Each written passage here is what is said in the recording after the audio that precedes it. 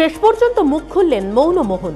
হ্যাঁ, এমন নামেই দেশের প্রধানমন্ত্রী ডক্টর মনমোহন সিংকে সম্বোধন করেন বিজেপির প্রধানমন্ত্রী পদপ্রার্থী নরেন্দ্র মোদী।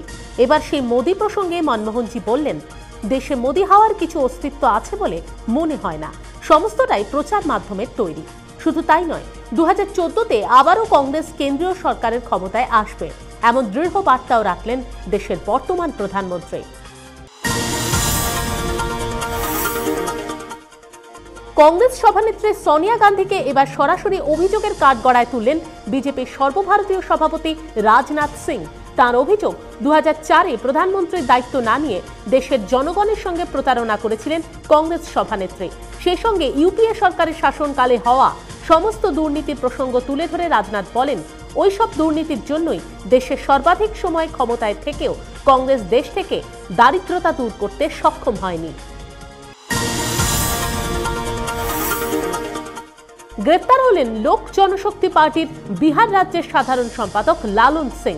তার বিরুদ্ধে অভিযোগ, লালন সিপিডব্লিউডির এক ঠিকাদারকে হুমকি দিয়ে তার কাছ থেকে টাকা নিয়েছিলেন। বিহার পুলিশের অর্থনৈতিক অপরাধ দমন শাখা এ বিষয়ে যথেষ্ট তথ্য প্রমাণ সংগ্রহ করে গ্রেফতার করেছে লালন সিংকে। তার বিরুদ্ধে গত প্রায় 7 মাস ধরে ওই বিষয়ে তদন্ত করেছে বিহার পুলিশ। লোকপালের চেয়ারপারসন ও সদস্যদের নিয়োগ সংক্রান্ত বিষয়ে তাৎক্ষণিক কোনো সিদ্ধান্ত নেবে না কেন্দ্রীয় সরকার, এমনটাই কেন্দ্রের তরফ থেকে জানানো হলো সুপ্রিম কোর্টকে। কেন্দ্রের এই প্রতিক্রিয়ার পর এই সংক্রান্ত মামলার পরবর্তী দিন ধার্য করা হয় আগামী 5ই মে।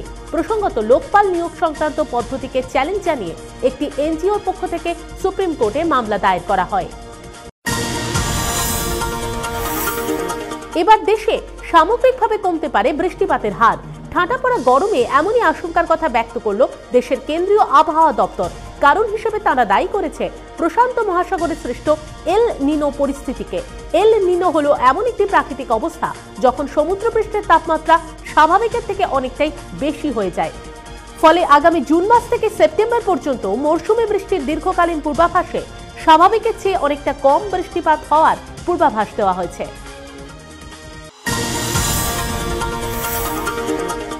দেশজুড়ে প্রচন্ড গরমে কাহিল পুলিশ কুকুরও। তাই তাপমাত্রা বৃদ্ধির সঙ্গে সঙ্গে বিশেষ প্রশিক্ষণপ্রাপ্ত ওই পুলিশ কুকুরদের খাবার মেনুতে যোগ করা হয়েছে দইয়ের ঘোল এবং ঠান্ডা বেলের শরবত। ল্যাব্রাডর অ্যালসেসিয়ান রটহুইলারদের লোমশ শরীর ঠান্ডা রাখতে কমিয়ে দেওয়া হয়েছে তাদের ডিউটি আওয়ার্সও। দিনের মধ্যে 3 বার নিয়ম করে মাপা হচ্ছে তাদের শরীরের তাপমাত্রা। তারতম্য নজরে এলেই হিট স্ট্রোক এড়াতে পুলিশ কুকুরদের রাখা হচ্ছে বিশেষ বাতানুকূল ঘরে। প্রয়োজনে রয়েছে স্যালাইন দেওয়ার ব্যবস্থাও। বাবা, পুলিশ কুকুর বলে কথা।